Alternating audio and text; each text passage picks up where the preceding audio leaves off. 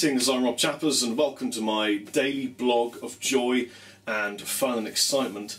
I figured so much was going on in my life that it was about time I made a daily blog for your aural delectation and visual delight. So, I've got a lot to get through because it's been a while since I've made a video at home just chatting to a camera like this, and I figured where better to start than with an email from a guy called Joshua Barnett.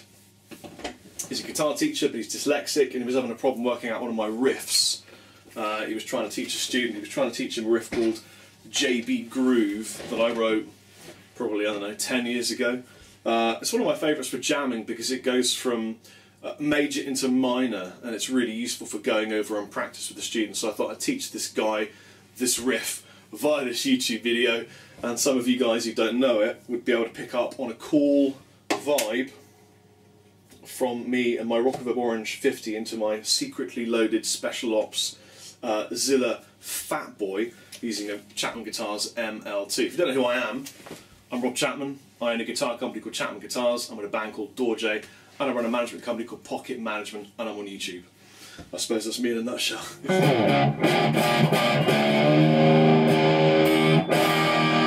So, JB Groove was named after a James Brown drum groove that myself and a friend of mine called Ian Brenchley picked up on many years ago in a previous band called Hooker.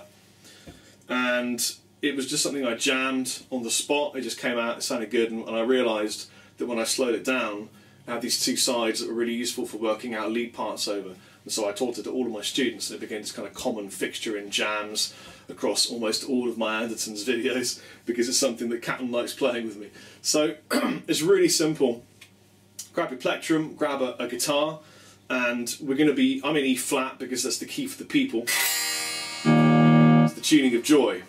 So maybe tune to E flat, or just ignore that, learn it, and then play it in yourself in standard tuning. Of course you can move it in different tunings. It's really simple. Here it is, this is how it sounds, and then I'll teach it to you.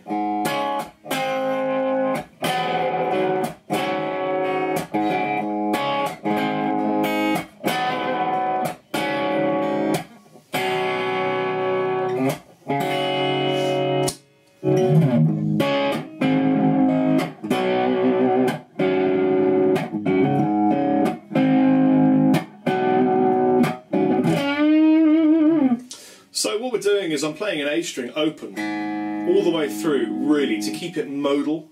If you don't know what modal means, don't worry about it, it's completely cool. And I'm playing the shape of a fourth. I'm using my third and my little finger here on the, where are we? This is the, been out of practice teaching, 7th fret on my D and G string. And I'm picking and plucking, but you don't have to.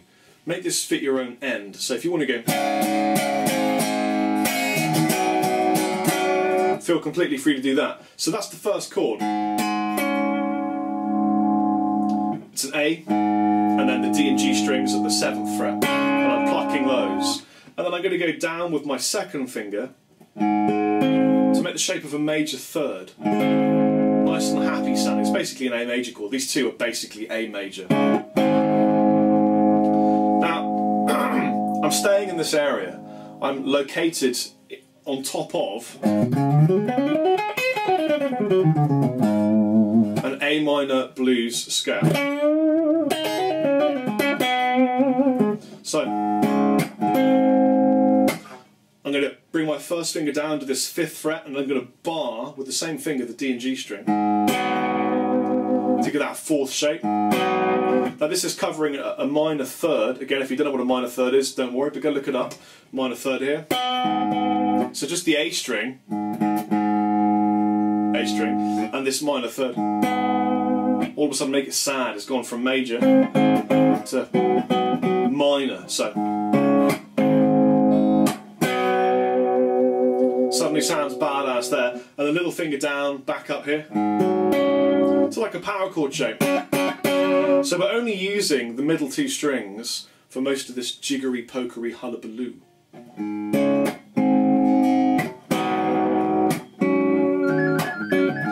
That's my telephone.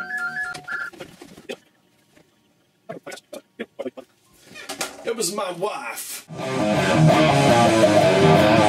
Don't know much about the rain pouring down my face. Don't know much about the tears that sting my eyes, that blind my faith. Don't know much about the sun falling in the sky. Know enough about the cruelty of mankind, and that is why we stand and fight for what we know is right. Protect, defend, until the end. Telling me I've got to finish in 10 minutes, which is fine because I want to keep these videos as short as possible. That's basically it. And then it just goes to a C9. But you can do a C. And then bring it up a tone, make it a D, or you can play a D. So,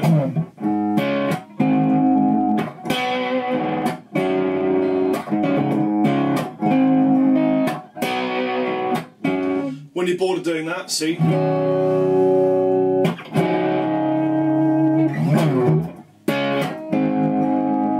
And I highly recommend that you play a blues scale over it.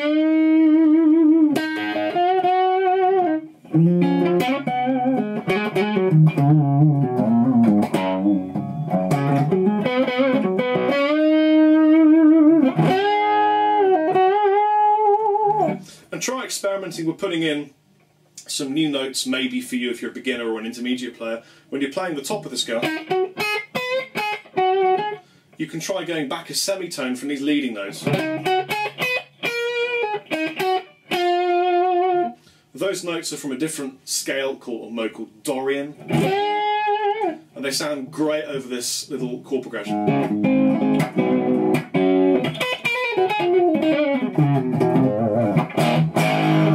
So there's JB Groove for you. Thank you to Joshua Barnett, who emailed in asking to be taught that. What's on the Chapman rack, you're asking? Well, let me show you. The Chapman rack today contains the following guitars of joy and delight. I've got a Faith, that's a Faith Saturn, very old guitar of mine, love it to pieces. That's a Faith Mercury. This is the Chapman Cap 10 prototype. This is one of the original ML2 guitars with, oh yeah, it's got the different pickups in it. I forget what they're called. Oh, it's the jumbo. It's the jumbo. It's the massive jumbo fret one. Size of those frets. That's the mammoth fret. Mammoth fret. And then I've got a Tarkassis Sabre from Kalamazoo hiding. A ML1.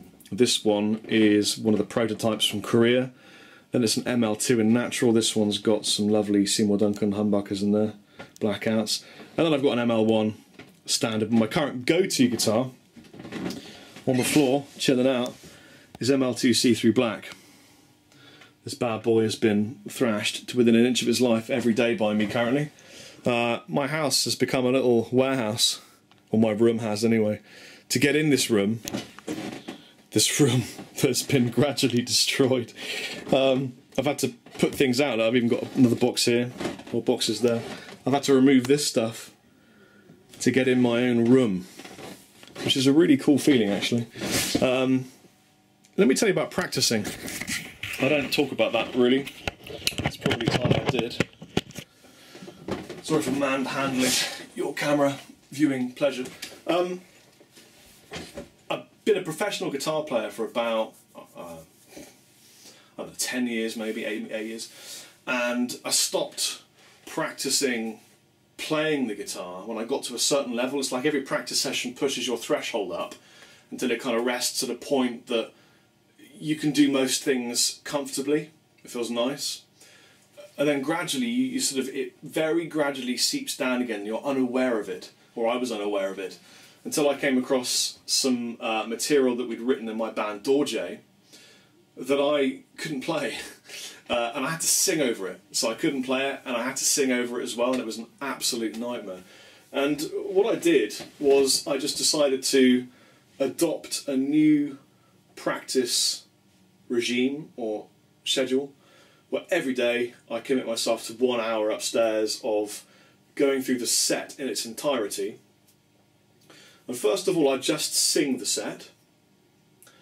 No guitar at all, just singing to warm the voice up, and I sing soft and I sing everything clean, just clean, no dirt at all. Sometimes it's hard to reach the note, or I found it's been difficult to reach the notes without putting in the dirt, and that's taught me a big lesson. Try and learn to sing everything clean and then add the dirt as an effect if you need to squeeze on the glottal compression and get that dirt through. So now I can sing my set clean, I can sing for much longer.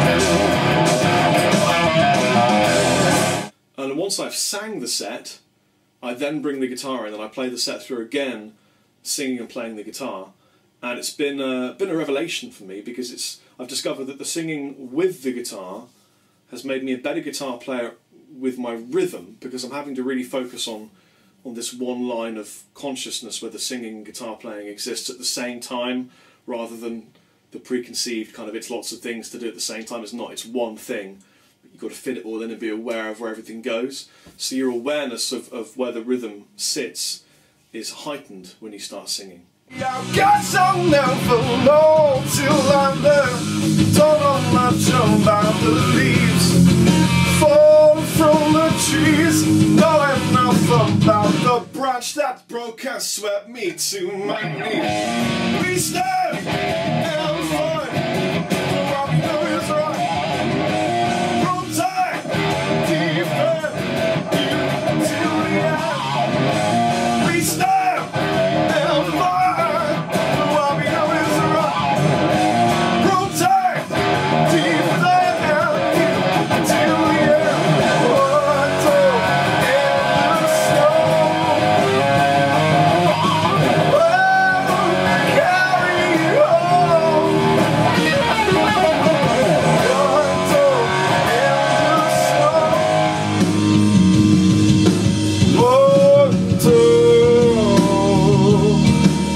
in the snow.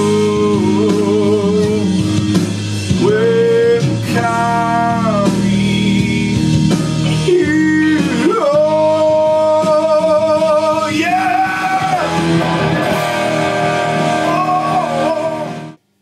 And it's been really, really hard work, but really rewarding.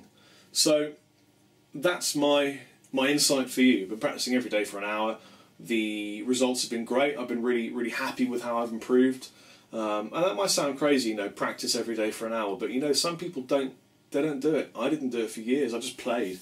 I just grab a guitar and jam over something and enjoy doing that.